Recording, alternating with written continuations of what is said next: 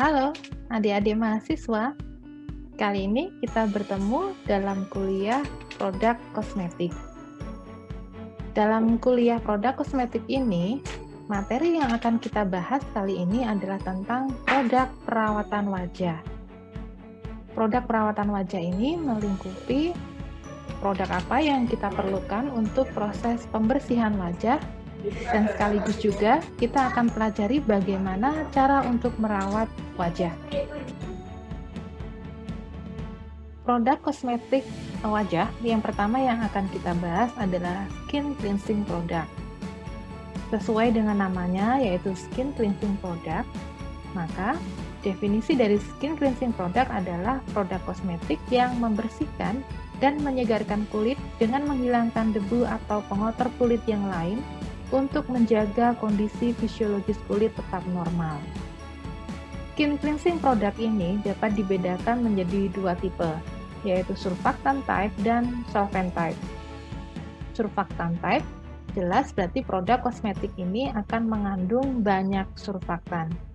Sedangkan yang solvent type itu berarti bahwa daya bersih dari skin cleansing product tadi adalah tergantung pada kemampuan solvent dalam melarutkan pengotor yang akan dibersihkan. Nah, sekarang yang surfactant type ini yang kita kenal sehari-hari sebagai produk berupa sediaan pembersih kulit atau sabun. Jadi sediaan yang digunakan dengan cara nanti perlu dibilas dengan air, itu berarti produknya termasuk kategori surfactant type. Nah, karena yang kita bahas adalah tentang produk untuk perawatan wajah, maka untuk perawatan wajah yang paling banyak adalah skin cleansing product dengan tipe solvent type. Untuk surfactant type ini lebih kepada produk-produk untuk membersihkan kulit secara keseluruhan. Ini adalah produk-produk yang secara komersial sudah ada di pasaran. Yang surfactant type itu antara lain adalah yang berupa padatan, berupa sabun, baik itu sabun biasa ataupun sabun transparan, atau sabun yang diklaim merupakan natural soap atau sabun dengan pH yang mendekati pH kulit. Lalu sediaan berupa krim atau pasta, gel, granul atau powder, lalu juga ada bentuk aerosol yang intinya semuanya adalah untuk membersihkan kulit dan menggunakan surfaktan sebagai bahan aktif yang berfungsi untuk membersihkan. Sementara yang solvent type ini di pasaran kita kenal sebagai cleansing cream, cleansing mist, cleansing gel, cleansing oil, dan yang lainnya yang biasanya digunakan untuk menghapus make up atau membersihkan tanpa perlu menggunakan air untuk membilas. Nah, selain dari surfactant type dan solvent type, di pasaran juga ada produk pembersih kulit yang kita kenal sebagai masker. Ini masker tidak digolongkan dalam surfactant type ataupun solvent type. Kita bahas yang pertama yaitu surfactant type. Ini adalah contoh surfaktan yang biasa digunakan dalam produk kosmetik berbasis surfaktan, yaitu ada sabun atau soap, polioksietilen alkyl ether sulfat, asil glutamat, asil glisinat, dan yang lainnya. Semua surfaktan ini bisa digunakan dalam produk kosmetik yang berfungsi untuk membersihkan. Inti dari surfaktan type ini adalah kita menggunakan surfaktan dalam jumlah yang cukup banyak dalam satu sediaan.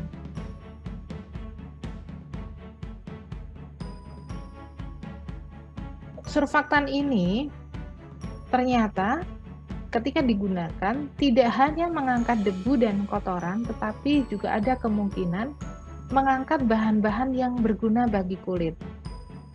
Jadi minyak-minyak atau lemak yang ada di permukaan kulit kita sebenarnya berfungsi untuk melembabkan kulit kita. Tetapi ternyata lemak kulit ini dan natural moisturizing factor lainnya ternyata juga bisa diangkat oleh surfaktan sehingga ikut terbilas bersama dengan air ketika misalnya ketika kita mandi. Nah, akibatnya apa? Ketika kita menggunakan produk kosmetik dengan jumlah surfaktan yang terlalu banyak, bisa mengakibatkan permukaan kulit menjadi kering. Ciri khasnya adalah setelah mandi justru terasa gatal-gatal di permukaan kulit. Nah, gatal di permukaan kulit ini sebenarnya akibat dari kulit kita mengalami kekeringan. Kulit kita kering karena aktivitas surfaktan tadi yang berlebihan, sehingga kelembapan kulit kita ikut hilang. Nah, solusinya bagaimana kalau misalnya habis mandi kok terasa gatal-gatal karena kulit terlalu kering? Solusinya sederhana, kita tinggal gunakan body lotion atau bahan pelembab kulit lainnya untuk mengembalikan kelembapan kulit seperti semula. Ketika kulit masih muda, yaitu di usia muda, ya seusia Anda, adik-adik mahasiswa, ini sebenarnya kelembapan kulit bisa kembali seperti semula dalam waktu yang singkat. Jadi setelah mandi, kulit menjadi kering, tetapi dalam waktu singkat kelembapan kulit akan kembali. Nah, tetapi seiring berjalannya waktu, semakin menua diri seseorang, maka kemampuan kulit untuk mengembalikan kelembapan kulit ini semakin berkurang. Sehingga setelah jeda waktu setelah mandi sampai dengan kelembapan kulit kembali ini agak panjang. Akibatnya kulit mengalami kekeringan dan muncullah gatal-gatal tadi. Jadi setelah mandi kok gatal-gatal itu bukan karena mandinya nggak bersih, tetapi kemungkinan karena kelembapan kulit yang hilang. Nah, jadi semakin usianya semakin lanjut, ini kejadiannya atau probabilitas terjadinya kekeringan kulit setelah menggunakan produk pembersih yang mengandung surfaktan ini semakin tinggi. Lalu produk yang mengandung surfaktan ini karena ada kemungkinan ikut menghilangkan kelembapan dari kulit, maka kita butuh suatu surfaktan yang cukup selektif, yang hanya membersihkan pengotor atau permukaan kulit kita tanpa menghilangkan natural moisturizing factor dari kulit kita. Surfaktan yang selektif ini sampai saat ini yang banyak dipakai ada dua, yaitu asil glutama dan asil metil taurat. Nah, inilah yang membedakan surfaktan yang dipakai untuk skin cleansing product. Kalau tadi ada macam-macam surfaktan yang banyak sekali, itu biasa dipakai untuk sediaan sabun mandi. Tetapi untuk surfaktan yang selektif ini yang dipilih atau digunakan ketika kita akan memformulasi sediaan sabun yang khusus untuk wajah. Ya, karena kalau wajah tidak boleh terlalu kering, kulitnya kering, karena itu nanti yang memicu terjadinya aging atau penuaan. Jadi kita pilih surfaktan yang selektif ini untuk produk pembersih kulit di daerah wajah. Jadi bedanya antara sabun mandi biasa dengan sabun untuk wajah terletak pada pilihan surfaktannya. Oh ya, tadi ada yang sedikit terlupa. Ketika surfaktan ini juga mengangkat natural moisturizing factor atau mengangkat kelembapan kulit, mengakibatkan kulit menjadi kering dan akhirnya terasa gatal. Ini juga berlaku untuk misalnya adik-adik yang ketika selesai mencuci baju misalnya, lalu air bekas cuciannya tadi ketika dibuang sambil diguyurkan ke kaki. Nah, kalau itu sering dilakukan, maka tumit atau kulit di kaki ini akan pecah-pecah ya. Nah, ini karena kulitnya terlalu kering akibat dari surfaktan yang mengangkat kelembapan kulit. Jadi, yang punya kebiasaan itu silahkan dihilangkan. Kita bahas yang pertama, yaitu produk berupa sabun atau soap. Kita pelajari dulu bagaimana sabun itu bekerja. Sabun secara struktur ini memiliki bagian polar dan non-polar sekaligus dalam satu struktur. Jadi ada bagian kepala yang bersifat polar dan ada bagian rantai panjang hidrokarbon yang bersifat non-polar. Bagian yang polar tentu saja memiliki karakter hidrofil, sementara bagian non-polar punya karakter hidrofob. Nah, karena ada bagian head and tail ini, maka sabun punya daya bersih. Kenapa? Karena kotoran yang melekat di permukaan kulit kita ini memiliki karakter non-polar. Sehingga pengotor yang ada di permukaan kulit kita ini akan diikat oleh bagian rantai panjang dari sabun ini atau bagian non-polarnya. Sementara bagian yang polar ini akan mendispersikan sabun beserta kotoran tadi yang terikat di dalamnya untuk didispersikan di dalam air yang kita pakai untuk membilas. Jadi ketika mandi ini yang terjadi. Kotoran ini akan diikat oleh surfaktan di bagian non-polarnya atau di bagian rantai panjangnya. Sementara bagian yang kepalanya yang sifatnya hidrofil ini akan berikatan dengan air sehingga secara keseluruhan surfaktan yang telah mengikat kotoran ini akan mudah untuk terdispersi di dalam air yang kita gunakan untuk membilas. Sekarang kita akan bahas tentang bahan-bahan untuk pembuatan sabun. Bahan dalam pembuatan sabun yang utama adalah fats and oil. Jadi bedanya antara fats and oil ini hanya di wujudnya saja ya. Jadi fat ketika wujudnya padat dan oil ketika wujudnya cair. Lemak dan minyak alami yang digunakan dalam pembuatan sabun adalah gliserida dengan 3 gugus asam lemak yang diesterifikasi secara acak dengan gliserol atau trihidroksil alkohol. Untuk pembuatan sabun, cara yang pertama adalah dengan reaksi saponifikasi yang Anda sudah pelajari semua ya di kuliah kimia organik, yaitu reaksi antara kaustik atau alkalis dengan trigliserida menghasilkan gliserin dan sabun. Cara yang kedua adalah netralisasi asam lemak dengan alkalis. Lemak dan minyak dihidrolisis atau dipecah dengan uap bertekanan tinggi untuk menghasilkan asam lemak mentah atau crude dan gliserin. Asam lemak kemudian dimurnikan dengan destilasi dan dinetralkan dengan alkali untuk menghasilkan sabun dan air.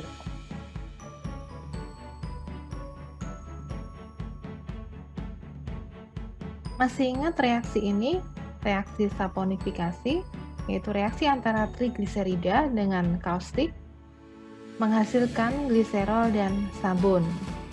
Cara pembuatan sabun yang lainnya adalah dengan fat splitting, jadi trigliserida dihidrolisis dengan tekanan uap bertekanan tinggi menghasilkan gliserol dan fatty acid. Yang ini fatty acidnya masih crude sehingga perlu dimurnikan. Lalu fatty acid ini dinetralisasi sehingga kita peroleh sabun. Nah, yang sering dilakukan di industri skala besar adalah cara yang kedua. Sementara untuk yang home industry skala rumahan banyak yang menggunakan proses saponifikasi yang seperti ini. Sekarang sumber-sumber dari lemak dan minyak yang bisa digunakan untuk pembuatan sabun. Yang pertama adalah tallow, ini adalah lemak atau gajih ya bahasa Jawanya. Ya, ini lemak hewani diperoleh dari industri pengolahan daging sebagai hasil dari pengolahan lemak sisa pemotongan dari sapi dan domba. Lalu ada coconut oil atau minyak kelapa yang diperoleh dari buah kering kopra atau kopra ya yang sudah dikeringkan. Lalu ada palm oil, ini minyak sawit, ini diperoleh dari palm tree atau dari pohon kelapa sawit ya. Lalu ada palm kernel oil, ini minyak inti sawit, diperoleh dari bagian tengah dari buah sawit, jadi bagian intinya saja. Ini biasa digunakan sebagai pengganti minyak kelapa dalam proses pembuatan sabun. Karena kalau minyak kelapa yang digunakan sebagai bahan pembuatan sabun, ini menghasilkan biasanya sabunnya sifatnya keras. Jadi kalau untuk soap atau sabun batangan ini sangat baik ya. Tetapi setelah sabun ini digunakan ternyata juga memberikan rasa kering di permukaan kulit untuk yang coconut oil. Jadi seringkali coconut oil ini hanya dipakai sedikit, lalu kita tambahkan minyak-minyak yang lain ya untuk agar komposisinya tepat untuk menghasilkan sabun. Lalu ada palm stearin, ini diproduksi dengan memecah minyak sawit menjadi palm olein. Palm olein ini digunakan di industri makanan, dan palm stearin hasil pecahan dari palm oil ini yang digunakan untuk produksi sabun. Selain lemak dan minyak, kita butuhkan bahan tambahan atau aditif. Yang pertama adalah fragrance atau pengharum. Ini digunakan untuk menutupi bau dasar khas yang terkait dengan asam lemak. Jadi bau lemak ya, bau gajih itu dihilangkan dengan menggunakan fragrance. Disusun dari beberapa komponen antara lain asam karboksilat, ester, aldehid, keton, dan glikol. Tingkat keharuman pada sabun batangan biasanya penggunaan fragrance ini pada konsentrasi 0,3%. Ini yang bisa digunakan untuk kulit sensitif. Sementara kandungan pengharum yang lebih tinggi yaitu sekitar 1,5%. Ini digunakan ketika kita ingin menghasilkan sabun yang juga sekaligus punya fungsi pengharum yang kita sebut sebagai deodorant soap. Selanjutnya adalah free fatty acid atau superfatting. Tadi kan sudah ada asam lemak untuk menghasilkan sabun. Lalu kenapa kok ditambahin lagi asam lemak bebas? Ya, karena dalam pembuatan sabun kita gunakan kaustik atau alkalis. Nah, bahan kaustik yang berlebihan atau eksesnya ini dapat dinetralkan dengan penambahan asam lemak bebas. Yang asam lemak bebasnya kita tambahkan berlebih, misalnya coconut oil, palm kernel, atau asam stearat. Ini bisa kita tambahkan. Kita juga bisa tambahkan asam lemah, misalnya asam sitrat atau asam fosfat ya. Ini intinya adalah untuk menetralkan kelebihan dari kaustik yang kita gunakan. Nah, ketika kita lakukan superfatting ini atau penambahan asam lemak tadi untuk agar pH-nya tidak terlalu basa, ini ternyata bisa meningkatkan profil busa pada sabun batangan. Lalu juga menghilangkan alkali bebas atau menurunkan pH, dan dapat memberikan beberapa perbaikan pada kelembutan kulit. Jadi sifat sabunnya lebih mild karena pH-nya akan mendekati pH kulit. Lalu gliserin ini sengaja ditambahkan di dalam sabun. Gliserin ini terkenal karena kemampuannya dalam menyerap air atau punya sifat humektansi. Jadi ini sangat bermanfaat ketika kita tambahkan dalam produk sabun, karena sabunnya nanti punya sifat juga sebagai pelembab atau punya karakter moisturizer. Selanjutnya adalah colorant, lalu preservatif. Preservatif yang digunakan adalah chelating agent, contohnya EDTA, DPTA, dan seterusnya. Lalu ada antioksidan, contohnya adalah butylated hydroxytoluene atau BHT dan tetradibutyl pentaerythridyl hidroksinamat. Selanjutnya adalah kita bisa tambahkan skin conditioner, misalnya vitamin E, jojoba oil, lanolin, silikon, dan lainnya. Lalu juga kita bisa tambahkan antimicrobial agent, misalnya PCC dan triclosan. Nah, ini ada contoh formula dari sabun. Ya, kalau misalnya dibutuhkan bisa digunakan ketika Anda ingin memformulasi sendiri. Ini ada asam laurat, asam miristat, asam palmitat, lalu ada lauric acid dietanolamin, dan seterusnya. Prosedurnya hanya tinggal campur semua bahan, lalu dilarutkan dengan cara dipanaskan sambil diaduk. Selanjutnya didinginkan sampai suhu kamar. Ini ada contoh lain formula yang hasilnya disebut sebagai punya kemampuan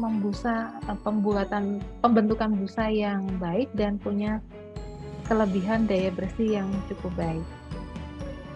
Dan ini prosedur pembuatan. Kalau Anda ingin membuat sabun batangan, intinya sama, Anda lakukan proses saponifikasi, jadi bahannya lemak atau minyak direaksikan dengan basa.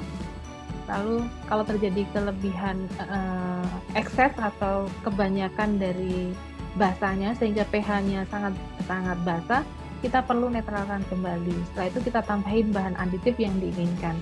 Bisa ditambahin pengharum, bisa diberi tambahan bahan-bahan yang bersifat melembabkan. Nah, kalau misalnya yang Anda buat adalah sabun batangan, setelah proses saponifikasi tadi selesai, sudah terbentuk sabun, sabunnya tidak otomatis bisa langsung digunakan. Sabun tadi harus disimpan dulu, minimal 2 mingguan. Ya, paling bagus sih disimpan sampai 1 bulan. Kenapa perlu disimpan? Karena selama penyimpanan tadi, soap bar atau sabun batangan ini akan meningkat konsistensinya atau kepadatannya itu naik. Jadi sabunnya semakin lama makin keras. Kan nggak lucu kalau namanya sabun batangan tapi teksturnya kayak sabun colek ya. Jadi perlu disimpan minimal 2 minggu sampai membentuk konsistensi padatan yang cukup. Ketika disimpan tadi, hasil dari proses saponifikasi tadi adalah terbentuk juga gliserin. Ya, gliserinnya ini akan muncul ketika proses penyimpanan.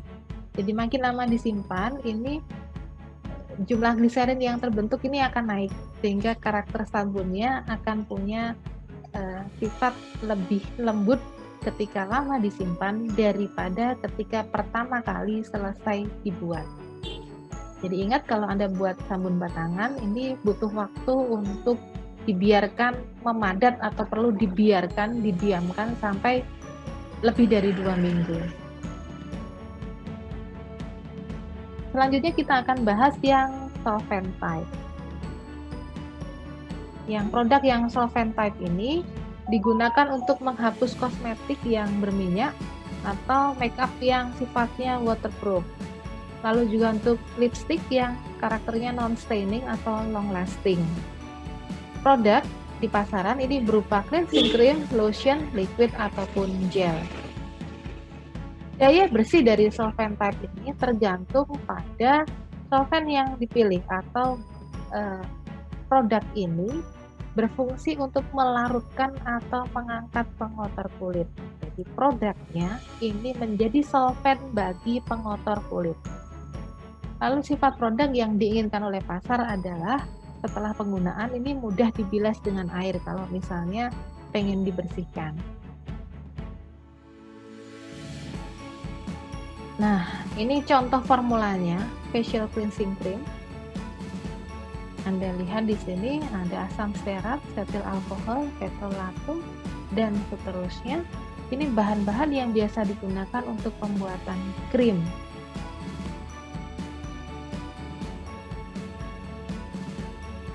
Ini ada contoh lain yang gel type makeover remover, contoh formulanya. Nah, kalau tadi kita bahas tentang produknya, sekarang kita bahas tentang cara untuk perawatan wajah.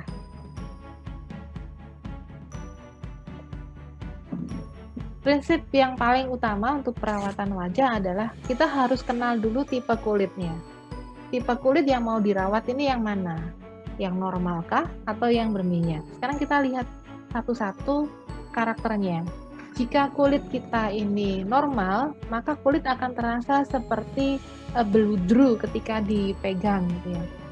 Pori-porinya kecil dan tidak terlihat adanya akne atau jerawat.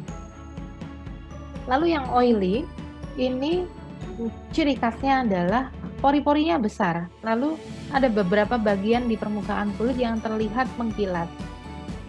Sering sekali ditemukan pada kulit berminyak ini adalah adanya jerawat. Jerawat bisa muncul di daerah wajah atau di bagian punggung, di bagian lengan juga mungkin gitu ya. Ada kemungkinan juga untuk cowok ini kadang di bagian dada juga muncul jerawat. Untuk yang kulit kering, ini pori-porinya sangat kecil, lalu juga porinya sangat kecil sampai kadang tidak terlihat kalau berpori. Hanya saja kelemahan dari kulit kering ini seringkali ada bagian yang terlihat kering dan dirasakan gatal karena saking keringnya. Ya, ini bagian yang kering, ada bagian pipi, lalu lengan, kaki, dada, dan perut. Ini kulit perut ini kemungkinan juga kering. Lalu ada kulit kombinasi. Ini ada bagian yang kering tapi juga ada sekaligus juga bagian yang oily atau berminyak. Bagian yang berminyak di bagian daerah dahi, lalu juga daerah T ini ya. Ini daerah yang oily. Sementara yang dry ini di daerah pipi. Lalu ada kulit sensitif. Nah, kalau yang kulit sensitif ini nggak peduli kulitnya kering atau berminyak. Tetapi kulit sensitif ini ada beberapa bagian kulit yang teriritasi atau gatal ya. Beberapa daerah juga ada kemungkinan kemerahan dan seringkali muncul jerawat karena kulitnya sensitif, mudah sekali teriritasi. Sekarang proses pembersihan. Kita pilih dulu produk pembersihnya, mau yang krim, water based, lotion atau gel. Ini harus dipilih yang sesuai dengan tipe kulitnya tadi.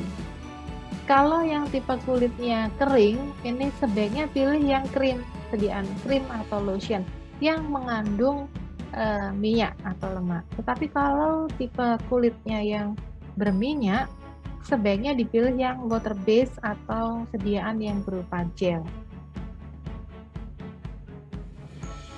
Jadi untuk kulit yang lebih kering, pilih yang krim atau lotion. Untuk yang kulit berminyak, pilih yang berupa water based product atau gel. Sementara kalau yang berjerawat, nah ini kita perlu pilih produk kosmetik yang memang didesain untuk mengurangi jerawat atau mengandung bahan obat. Sekarang cara membersihkan kulit yang benar yang seperti apa? Ya, yang pertama sebaiknya ini prosesnya kalau digunakan untuk sehari-hari mungkin dirasa tidak praktis, tetapi ini sebenarnya yang paling baik ya. Yang pertama adalah bersihkan wajah dulu menggunakan air yang hangat. Tujuannya untuk apa? Untuk membuka pori-pori. Setelah itu oleskan produk pembersih. Pengolesannya adalah dengan arah ke atas dengan tekanan yang ringan saja, supaya kulit tidak cepat untuk terbentuk kerutan. Setelah itu dilakukan pembilasan masih dengan air hangat selama beberapa kali bilas. Lalu setelah itu akhiri dengan diperciki air dingin. Tujuannya untuk apa? Untuk menutup pori-pori. Jadi kita butuh nyiapin dua macam, air hangat dan air dingin. Selanjutnya ada toning. Ini untuk kita pakai toner ini untuk menghilangkan residu dari produk pembersih yang mengandung minyak. Tadi kan produk pembersih ada yang berupa krim atau lotion, berarti dalam formulanya ada kandungan minyaknya. Nah ini setelah dipakai untuk membersihkan, residu dari minyak yang tidak terhapus misalnya dengan tisu atau tidak terhapus oleh penggunaan kapas, ini perlu dibersihkan dengan toner. Toner ini juga sekaligus untuk menutup pori-pori dan ketika proses dioleskan ini sambil menstimulasi terjadinya sirkulasi darah di bagian perifer. Ini yang menghasilkan kulit menjadi terlihat seperti porselin gitu ya. Maksudnya kulitnya menjadi lebih halus. Jadi penggunaan toner menggunakan kapas yang biasanya bentuknya bola gitu ya.